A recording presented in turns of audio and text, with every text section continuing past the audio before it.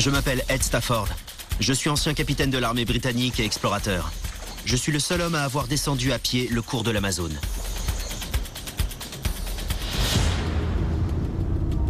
Mais aujourd'hui, j'ai déjà accompli la moitié de mon dernier défi. Tenter de survivre seul pendant 60 jours sur une île déserte. Je vous cache pas que c'est un défi énorme qui va au-delà de tout ce que j'ai pu faire jusque-là. J'ai été abandonné sans vêtements, sans nourriture, sans eau et sans outils d'aucune sorte. Des experts de la survie observent mes progrès. C'est une mission de 60 jours sans nourriture, sans vêtements et sans outils. Je doute qu'il aille jusqu'au bout de son entreprise. Je suis totalement seul et filme tout par moi-même. Être seul, ça fait une sacrée différence. En 30 jours, je suis passé des rudiments de la survie, comme faire un feu. Oui! À une existence plus confortable dans mon abri en feuilles de palmier. Ed dans sa petite cabane. Je me suis maintenu en vie en trouvant des escargots, des crabes, des geckos. Mais rester en vie n'est pas suffisant. Mon projet est maintenant d'exploiter l'île et de devenir complètement autonome. Oh mon Dieu! Je veux me prouver qu'une vie à long terme y est possible. C'est stable.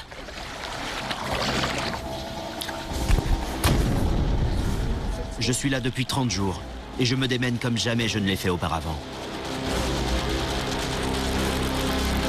Ouais!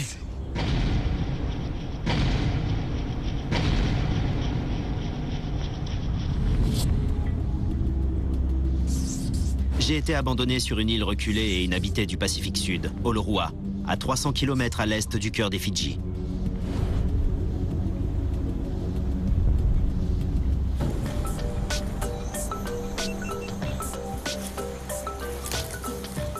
J'ai mis en place une routine quotidienne sur mon île. Et c'est ce qui me maintient en vie. Je dois trouver des noix de coco, collecter de l'eau douce, une denrée rare et précieuse. 6 litres et demi. Et ratisser la plage à la recherche d'escargots, de crabes et d'anguilles. Mais je veux faire mieux que ça. Il me faut une denrée alimentaire plus conséquente. Je vais devoir tuer l'une des chèvres sauvages qui peuplent l'île.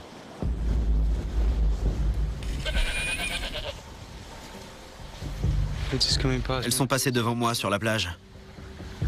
Et elles sont montées sur cette espèce de rocher juste là. Il y en a une qui mange. J'ai repéré au moins 7 chèvres. Et elles ne se sont généralement pas trop aventurées dans la partie ouest de l'île où j'ai mon abri.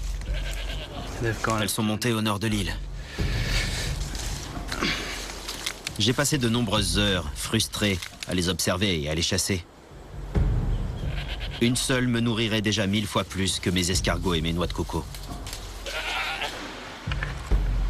C'est misérable comme portion. Oui, je survis grâce à ça. Il faut vraiment que je me débrouille pour attraper une chèvre. Je pourrais être en train de me faire un festin. Un vrai festin.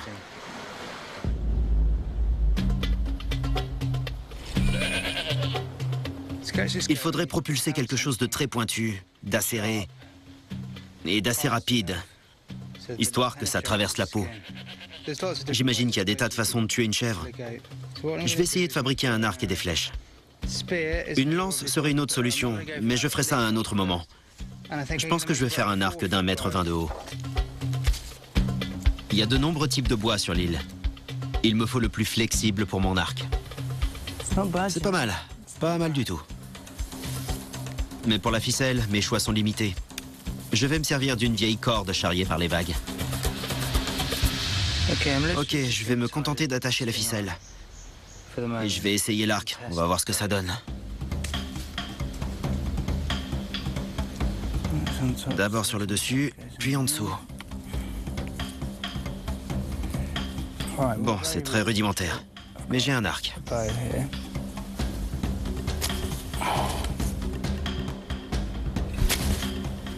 Même ma sœur aurait lancé ça plus loin.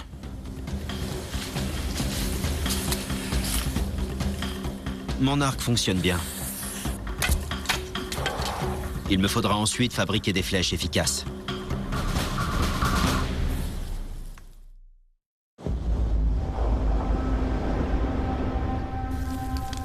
Je me suis levé tôt ce matin. J'ai fait le tour de l'île.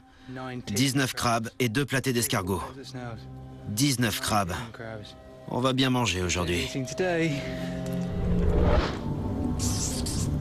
Il est très difficile de trouver mes 3000 calories journalières nécessaires. Je mange en général des noix de coco, des escargots et des anguilles. Et certains jours comme aujourd'hui, des crabes. Oh, ça devait arriver à un moment donné, mais ça ne veut pas dire que ce n'est pas une catastrophe. J'avais une seule casserole. Et elle a fini par se trouer. 2 pas en avant, 3 en arrière. Je veux toujours manger chaud. J'expérimente donc la cuisson dans un coquillage.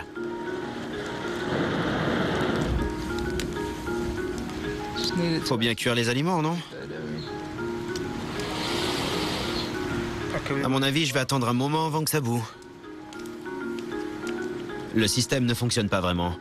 À moins que je ne puisse faire un feu plus chaud, cuire des aliments va devenir un véritable problème.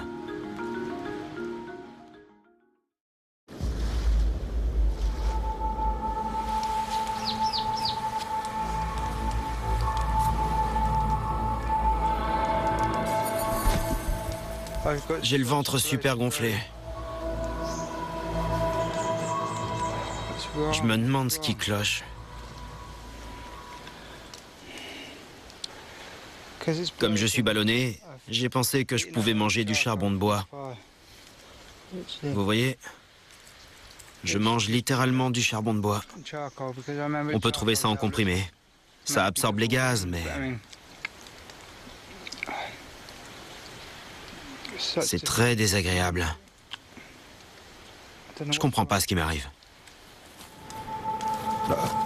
Pardon.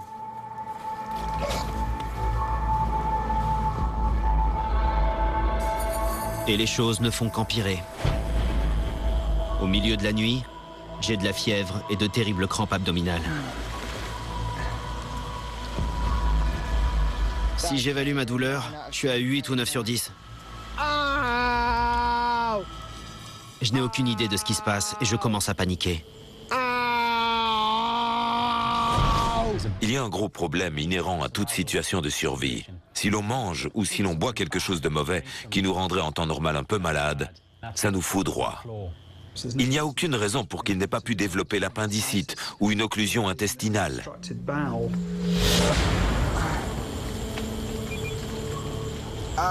Me servir de mon téléphone satellite d'urgence est bien la dernière chose dont j'ai envie.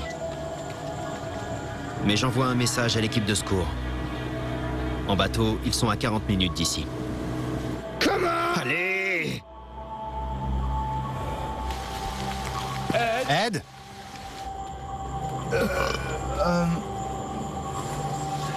Ok, je le vois.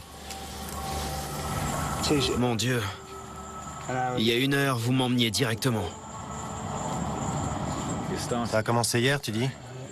J'ai mangé un peu de crabe vers 5 heures par là. Ok. Mais ce n'était pas très bon.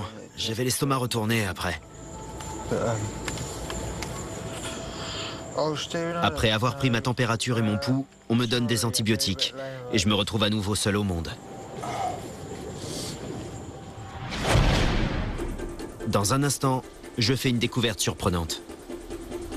Oh mon Dieu!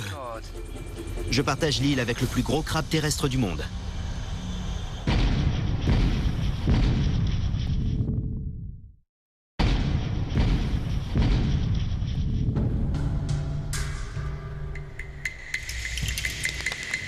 Le jour se lève après mon appel au secours pour de terribles crampes abdominales. J'ai pris des antibiotiques. Je suis pas trac, mais je dois continuer. On ne saura jamais si ce sont les antibiotiques qui ont guéri une éventuelle infection ou si c'est le simple fait qu'on soit venu à son secours qui lui a permis de se remettre. Mais le doute est permis. On voit qu'il souffre. Il n'a certainement pas la force de travailler, mais il doit se lever et continuer son chemin. C'est très difficile ce qu'il accomplit. Il a une grande lutte à mener, rien que pour survivre. Pas pour aller bien, juste pour vivre. Malade ou non, je ne peux laisser de côté les tâches quotidiennes comme le ramassage sur la plage. Aujourd'hui, c'est un bidon d'huile de cuisson qui s'est échoué. Et je sais quoi en faire. À l'aide d'un clou que j'ai récupéré d'un morceau de bois flottant, j'arrive lentement mais sûrement à découper le métal. Comme ça, si j'ai un gros morceau de poisson ou un morceau de viande de chèvre, j'ai une marmite de taille adaptée. S'il est bien d'avoir une marmite, un couteau serait encore plus utile. Et ce morceau de moteur de hors-bord pourrait bien faire l'affaire. Je fais de petits mouvements, en forme de 8. La roche volcanique fait office de pierre à aiguiser. J'obtiens ainsi un objet très tranchant. Même si je tue une chèvre avec une flèche ou une lance, j'utiliserai ça pour lui trancher la gorge et l'achever. Et puis évidemment pour couper la viande. Ce sera pas du luxe. Il est sur cette île tout seul, sans outils, et il doit donc partir de rien et s'adapter. Il ne reste pas assis là à se dire que ça ne sert à rien, ne serait-ce que d'essayer de fabriquer des outils ou un arc et des flèches. Au moins, il remplit sa journée et c'est une très bonne chose. C'est ça la survie. Pour la grande majorité des gens de notre société, aujourd'hui c'est presque impossible de se débrouiller sans son téléphone portable par exemple. Donc on imagine le défi que ça représente. Ça va marcher. Un couteau, c'est un grand pas en avant. Je vais attacher cette partie-là. Je veux pas que le bâton se fende plus loin. J'utilise du cordage que j'ai fabriqué avec de l'écorce d'hibiscus, le matériau avec lequel j'ai fait mon pagne et assemblé la structure de mon abri. Ok, j'ai un couteau. J'ai un couteau. Avec une lame. C'est plutôt cool, non? Je vais devenir un grand chef avec ça. Ces dernières semaines, j'ai pris grand soin d'une ressource alimentaire proche de la pomme de terre, le taro. Ils sont très précieux pour moi. Je ne sais pas ce que je ferais sans eux. Je serais forcé de manger des ragoûts avec rien d'autre dedans que des escargots ou des ragoûts avec juste du crabe. Je les ai cultivés dans ce jardin et chaque plant m'a régulièrement donné plusieurs tubercules. Ils représentent maintenant pour moi une source de glucides permanente. C'est de l'agriculture et plus seulement de la cueillette. Je vais déterrer le taro qui a 3 feuilles et je vais essayer de laisser pousser celui-là. C'est mon plus beau plan. Vous voyez, j'entretiens mon potager. C'est presque un sacrilège de déterrer ça. C'est marrant de voir à quel point un plan peut finir par avoir autant d'importance. De voir à quel point la nourriture compte. Il y en a un gros là. Je croise les doigts pour qu'il y ait plus d'un seul tubercule. Il n'y a rien d'autre. Je sais pas quoi dire. J'ai l'impression d'avoir été volé. Voilà tout ce que je mange. 5 morceaux de patates. Et même pas quelque chose de consistant comme un bon steak frites. Je dirais plutôt ce qu'on achète au supermarché rayon apéro. Littéralement 5 petites chips. J'en suis revenu à ça. C'est un coup au moral tout de même. J'avais pas besoin de ça ce matin. Vraiment pas.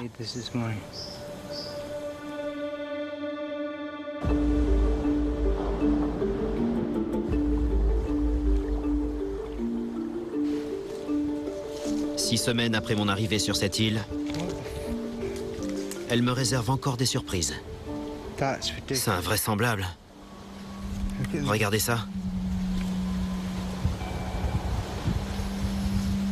C'est un crabe de cocotier. J'en avais entendu parler, mais j'en avais jamais vu. C'est absolument gigantesque. Oh mon Dieu! C'est un festin. Un vrai repas de fête. Ça indique qu'un changement positif est sur le point de se produire. Eh oui, gros caïd. Tu vas mourir. Les crabes de cocotier sont les plus gros crabes terrestres du monde. Ils peuvent peser jusqu'à 4 kilos. Riche en protéines, en minéraux et en graisses, cette viande m'apportera un tiers de mes besoins nutritionnels journaliers.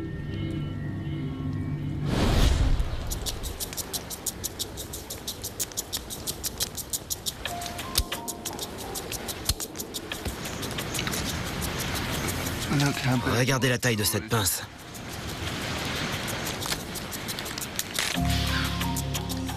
Vous avez vu la taille de cette bouchée? La moitié de mon poing.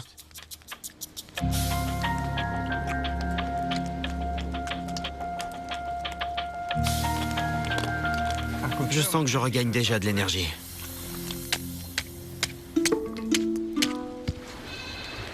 Il y a toujours la même chèvre là-haut, qui reste toute seule à bêler. Tant que j'en ai la force, je décide d'apporter la touche finale à mes flèches à l'aide de feuilles de palmier. Elles volent bien. M'a été enseigné dans les tribus d'Amazonie lors de mon voyage de 2 ans.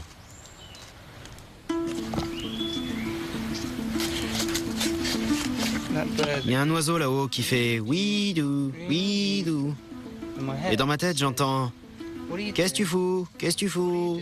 Qu'est-ce que tu fous? Et on enlève le reste. Qu'est-ce que tu fous? J'utilise de fines bandes d'écorce d'hibiscus pour tenir l'empennage en place. J'ai un empennage à l'arrière de ma flèche. Et le clou récupéré est attaché à l'autre extrémité en guise de pointe. On verra bien. Peut-être qu'avec assez d'élan, ça fonctionnera. Et que ça embrochera une chèvre.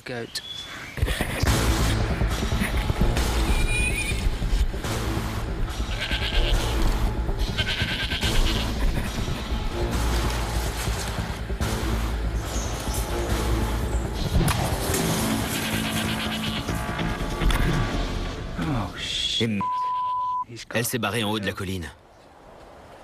C'est ma première vraie partie de chasse. Ma première flèche a fait un vol incroyable et elle a terminé dans un tronc d'arbre. Pas aussi bien que dans une chèvre, mais bon. Je ne baisse pas les bras. Ces chèvres sont trop précieuses.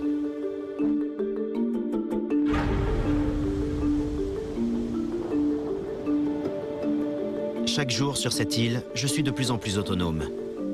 Aujourd'hui, j'ai pour projet d'exploiter au mieux les averses, grâce à du plastique récupéré et du bambou. Ce matin, je vais essayer de faire ce que je veux faire depuis un moment. Il faudrait que j'installe une gouttière là, à l'arrière de mon abri. Hier ou avant-hier, j'ai trouvé un gros tuyau en plastique noir, donc je ne vais utiliser qu'un peu de bambou. Je coupe le bambou à l'aide d'une pierre et d'un coquillage. Je me sers du métal chaud pour couper le plastique. Comme dans du beurre.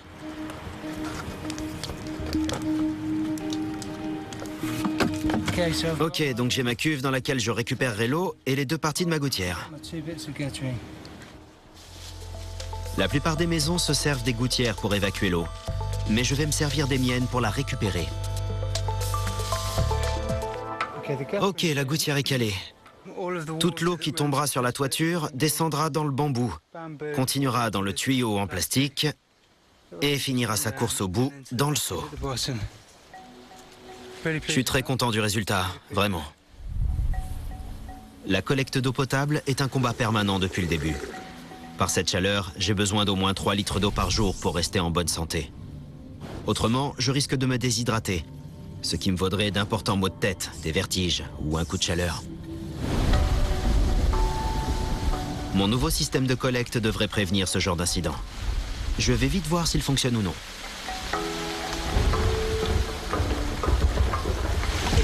La gouttière a collecté l'eau sur tout le long et a tout reversé dans le seau. Maintenant que la gouttière marche, je n'ai plus à sortir sous la pluie pour aller aspirer l'eau dans les coquillages avec une paille. J'aurai juste à me servir dans mon seau, qui me donnera l'eau de ma toiture. Bien joué.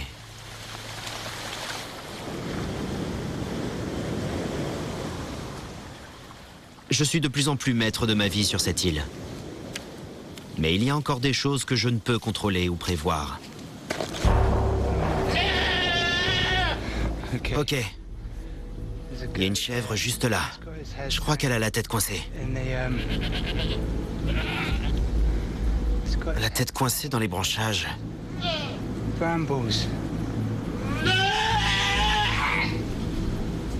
Oh mon Dieu. C'est l'opportunité du siècle. Il faut que je tue cette chèvre.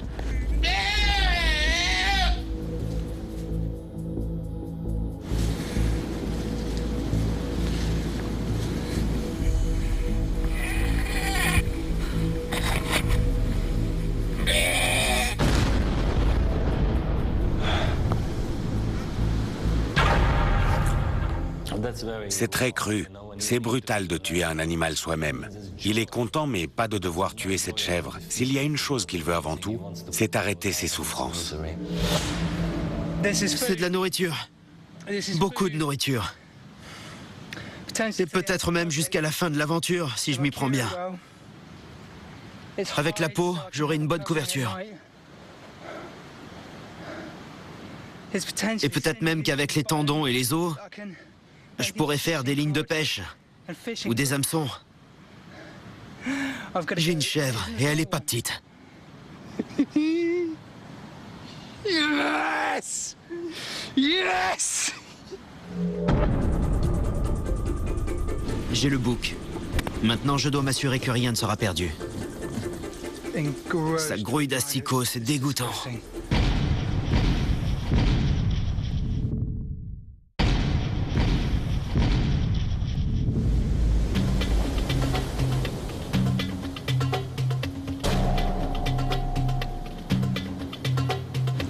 J'ai enfin pu tuer l'une des chèvres sauvages de l'île.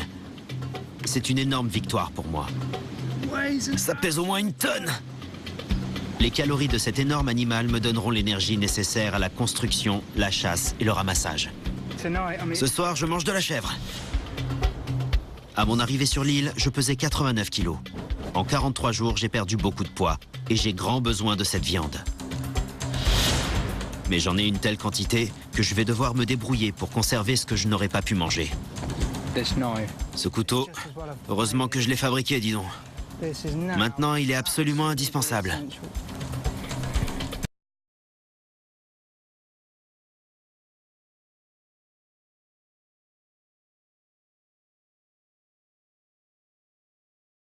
Tendons et d'abat. Je vais devoir couper environ 40 kilos de viande.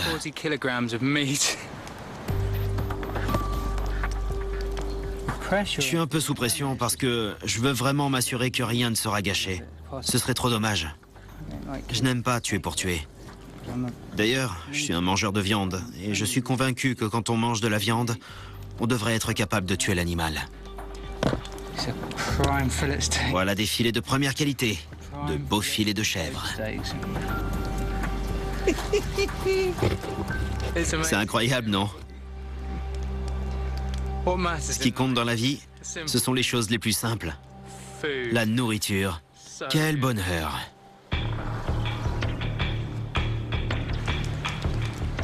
Il fait presque nuit. J'ai fini de dépecer ma chèvre. J'ai écorché, évidé, taillé, découpé pendant 7 heures et je suis épuisé. Je peux enfin m'asseoir. J'ai attrapé un bouc. J'ai tué, écorché, équarri un bouc. J'ai 4 gigots, toutes les côtes et 2 gros pavés qui sont tous suspendus au-dessus du feu. Crue, cette viande se putréfiera en quelques heures. Je mange les organes internes en premier. Ils sont trop bons pour être perdus. Le cœur apporte du fer et du zinc. Le foie est riche en fer et en vitamine A, et les rognons en vitamine B12. Je suis très heureux de les manger. C'est le moment de vérité. Je sais pas ce que c'est. C'est quel organe? Je suis fatigué et affamé. Je vais savourer ce moment. C'est du foie. Je pense que Ed est plus courageux que je n'ai pu l'être. Il arrive à manger des choses qui, normalement, nous rebuteraient tous, moi y compris. J'ai besoin d'énergie. Rien ne peut être dégoûtant à cet instant, j'ai besoin de ça. C'est comme ça que ça marche. Quand on a très soif et qu'on est affamé, la gastronomie, on s'en fiche complètement. C'est très bon et très tendre.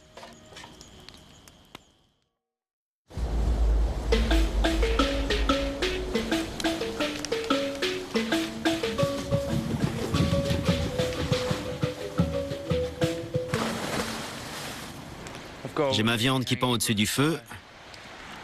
Aujourd'hui, il faut que je la fume du mieux possible. Au-dessus de la chaleur et de la fumée du feu de bois, les fines lamelles de viande vont perdre leur eau. Cette viande séchée sera bonne pendant des mois. Le reste sera cuit en une seule fois. Les autochtones ici fabriqueraient un four dans le sol. Ils allumeraient un feu dans une fosse peu profonde avec des pierres à l'intérieur. Ils y mettraient la viande, de gros morceaux entiers. Il n'y a pas besoin de les emballer. Et puis ils les feraient cuire dans des feuilles de cocotier en recouvrant le tout avec de la terre.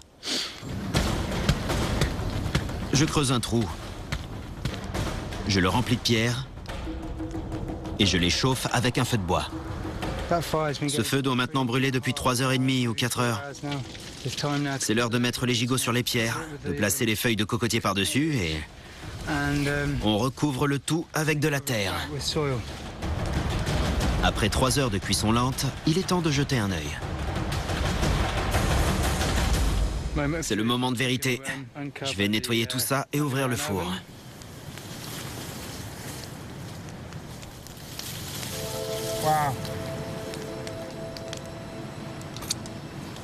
Oh mon Dieu, c'est absolument délicieux.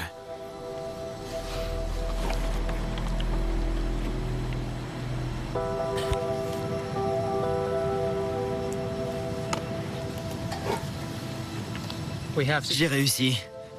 4 gigots parfaitement cuits.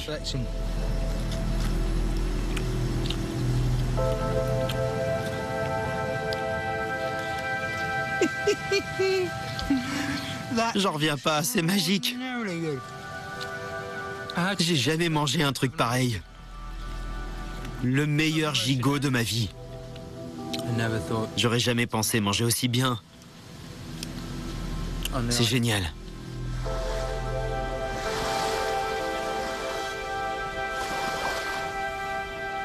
Ce 45e jour m'a ramené à la vie. Quelle belle journée, vraiment.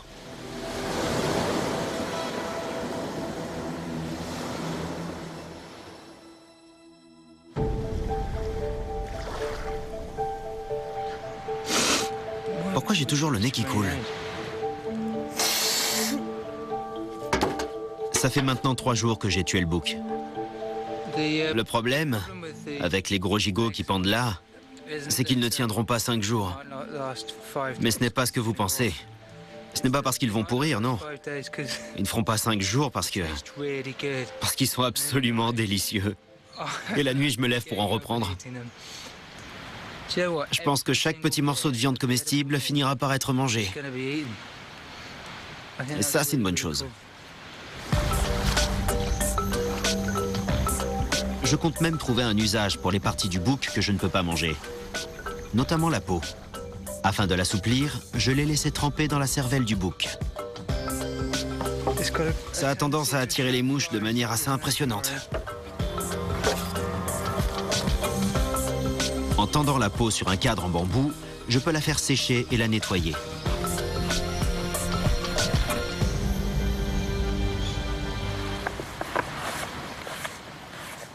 Je vais vous dire, si on laisse de côté l'esthétique, c'est très chaud. Dès que je l'ai enfilé, ma température corporelle est montée en flèche. Un haut bien chaud. Je ressemble au papa de la famille Pierre à Feu. En plus, j'ai du bouc dans ma barbe.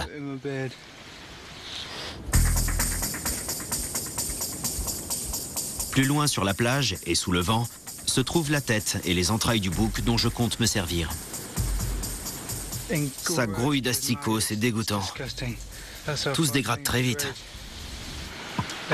Ça a beau sentir très mauvais, Les asticots qui se trouvent dans la tête vont m'être très utiles si je me débrouille bien. Les asticots sont nourrissants et pourraient m'aider à attraper mon prochain repas. C'est tout chaud. Je vais m'en servir pour attirer des poissons dans un piège qu'on appelle un corral. Au début, il n'y aura que de petits poissons, mais les plus gros viendront ensuite. J'espère vraiment qu'en construisant un barrage à cette extrémité, je pourrai attraper des poissons plus gros. Un corral fonctionne grâce aux marées. Les poissons entrent avec la marée, et lorsque cette dernière se retire, certains d'entre eux se retrouvent piégés derrière le mur de rochers. La marée s'est retirée. Je retourne voir si le corral a fonctionné. Il y a un poisson légèrement plus gros ici. Il est assez gros pour être mangé en tout cas. Ça vaut plus que 35 escargots. J'ai bougé ce gros rocher, il se cachait derrière. Il est reparti de l'autre côté. Mais ça me va, je vais l'avoir. Je l'ai eu! J'ai du poisson. Du poisson pour le déjeuner! Ça prouve que ces méthodes fonctionnent quand on persévère.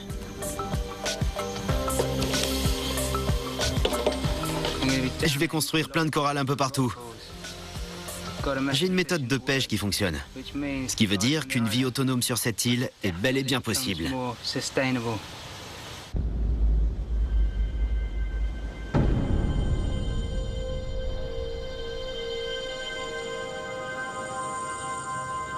Je sais désormais que je peux attraper des poissons. Mais pour vivre ici indéfiniment, il me faudrait explorer le lagon jusqu'au récif, où les poissons devraient être bien plus gros. Je pense que c'est là que je vais me construire un radeau. Je vais m'en tenir au schéma de radeau traditionnel. 5 barres parallèles, la plus large et la plus longue au milieu. Puis des barres transversales pour fixer le tout. Et m'assurer que le radeau ne bougera pas. Mon écorce d'hibiscus. Les habitants du Pacifique fabriquent des radeaux en bambou comme celui-ci depuis des générations. Ils flottent étonnamment bien et sont très stables.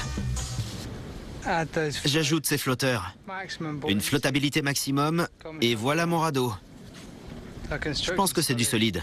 Je suis content du résultat. C'est pas mal pour 6 heures de travail. Mon radeau est prêt. Mais pour ma part, je ne suis pas sûr de l'être.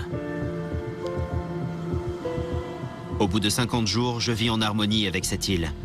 C'est tout ce qui est au large qui m'inquiète. Ce que je veux surtout pas faire, c'est me retrouver là-bas, sur un petit radeau, et m'approcher de ces grosses vagues qui s'écrasent sur les récifs. Surtout qu'au-delà, il y a des requins bulldogs, des requins tigres et plein d'autres requins. S'engager sur l'eau, c'est un bon moyen de trouver à manger. Mais il faut garder en tête que nous ne sommes pas au sommet de la chaîne alimentaire. L'option la plus sûre, c'est de rester sur la terre ferme et de s'y établir. Et pour couronner le tout, j'aperçois des requins dans le lagon. Il y a de très gros poissons là-dedans. De gros et vieux poissons.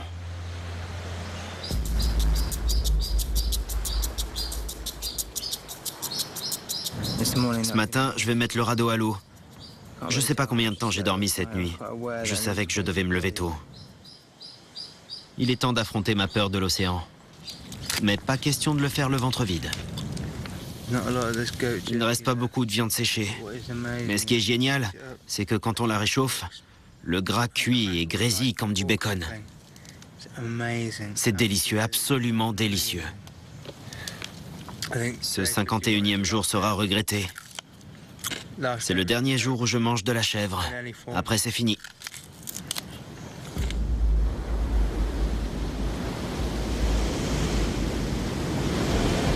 Il y a beaucoup de vent aujourd'hui et l'eau est très agitée. Il faut que j'y aille doucement, que je m'habitue à la houle, parce que les vagues qui s'écrasent là sont énormes. Je suis assez perturbé là, j'appréhende beaucoup. J'ai peur de chavirer. J'ai peur des requins ou d'être emporté dans la mauvaise direction sans pouvoir contrôler le radeau. Je dois avouer que je suis pas très tranquille à l'instant où je vous parle.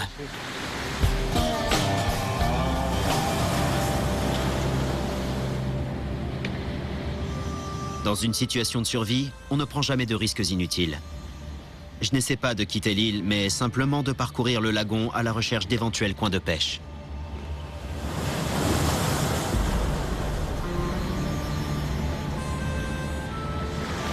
Bon, déjà il flotte sans que je sois dessus. Moment de vérité. Oui, il flotte quand je suis dessus aussi. Ça m'a l'air stable. Il flotte bien, c'est super.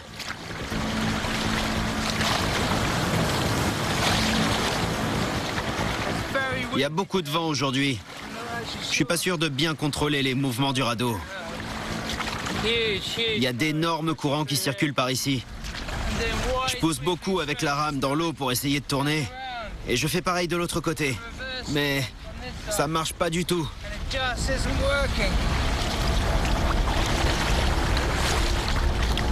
Non.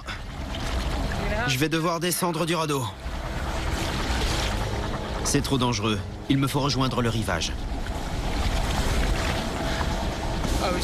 Avec tous ces courants, j'étais entraîné de plus en plus loin et je pouvais à peine retenir le radeau. C'était très difficile.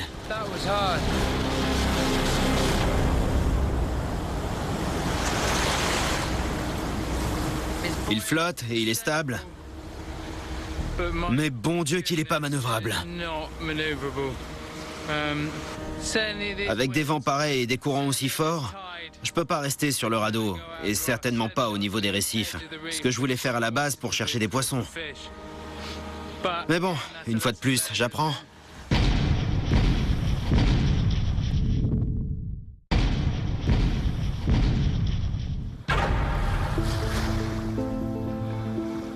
De retour sur le rivage, je me rends compte du chemin que j'ai parcouru. Je positive. Je me sens motivé et infatigable.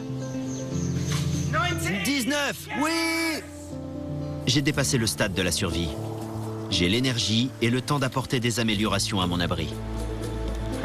Voilà, le lit est terminé et installé. Voyons voir ce que ça donne.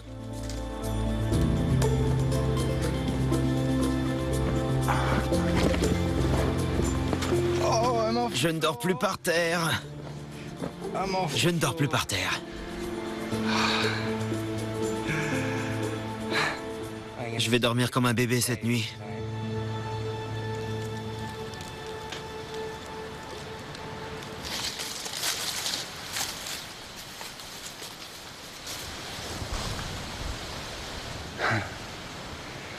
Ça, faut dire que c'est très ironique.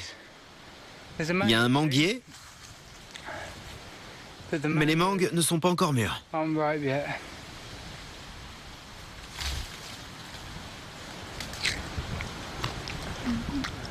Je veux bien avoir mal à l'estomac.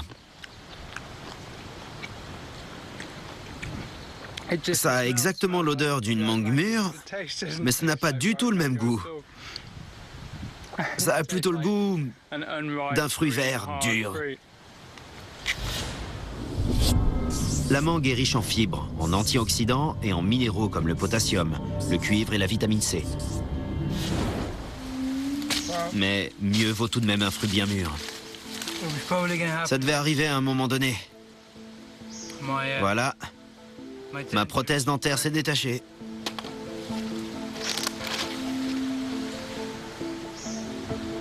C'est pas grave. J'aurai un trou pour les 3 derniers jours. On s'en fiche. Vitamine C. Je mange vraiment bien en ce moment. J'ai eu 2 crabes pour le déjeuner, 35 escargots, une feuille de taro pour la vitamine C, et je viens de manger une mangue. Alors ça me fait sourire parce que, d'accord, aujourd'hui je n'ai pas mangé de viande de chèvre, je n'ai pas eu de poisson, mais malgré ça, je mange tellement bien.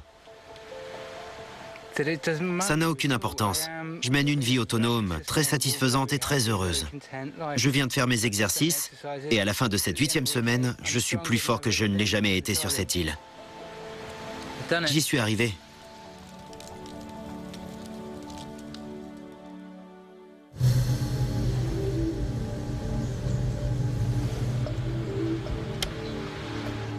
Bonjour. 60e jour. 60e jour. 60. On rentre chez nous. On rentre chez nous. Il est l'heure de rejoindre la race humaine. Adieu, Olo'Roi. C'est fou. J'ai le cœur qui bat la chamade. Je suis surexcité. J'ai tellement hâte de revoir des gens, d'avoir une conversation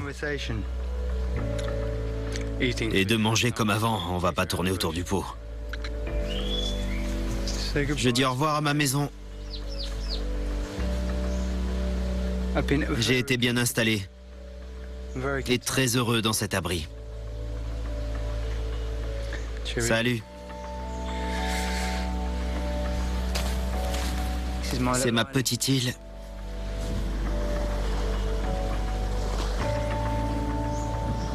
L'Amazone à pied, puis 60 jours sur une île. Ça a été une expérience phénoménale. Je m'en souviendrai toute ma vie. Il faut être quelqu'un de très spécial pour pouvoir descendre l'Amazone à pied. Un homme avec un tel état d'esprit avait ce qu'il fallait pour survivre. C'est magnifique quand on sait qu'on va bien et qu'on peut se faire confiance. C'est tellement gratifiant quand un plan fonctionne. C'est pas le bruit d'un bateau. C'est un hélicoptère? C'est le vent qui me joue des tours? Non? Mon Dieu! C'est trop cool! Je pars de cette île. Oh oui! Toutes les bonnes choses ont une fin, non? C'est l'heure d'y aller. Je m'en vais. Je m'en vais.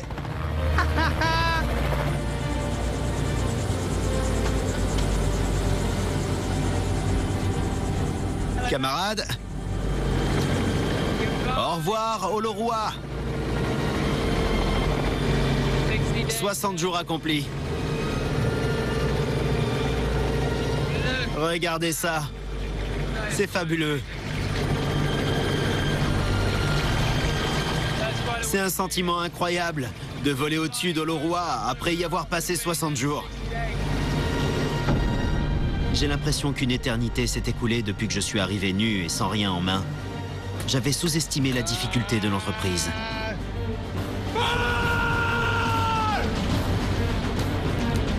Comme un homme des cavernes, j'ai maîtrisé le feu. Yes! Yes! Yes! Yes! Yes! Yes! Yes! J'ai évolué vers une existence plus confortable.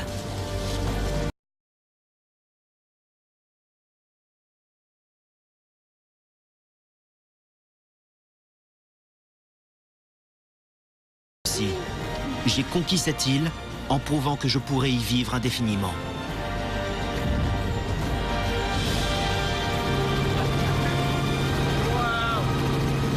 C'est un sentiment extraordinaire. Absolument extraordinaire. Mission accomplie.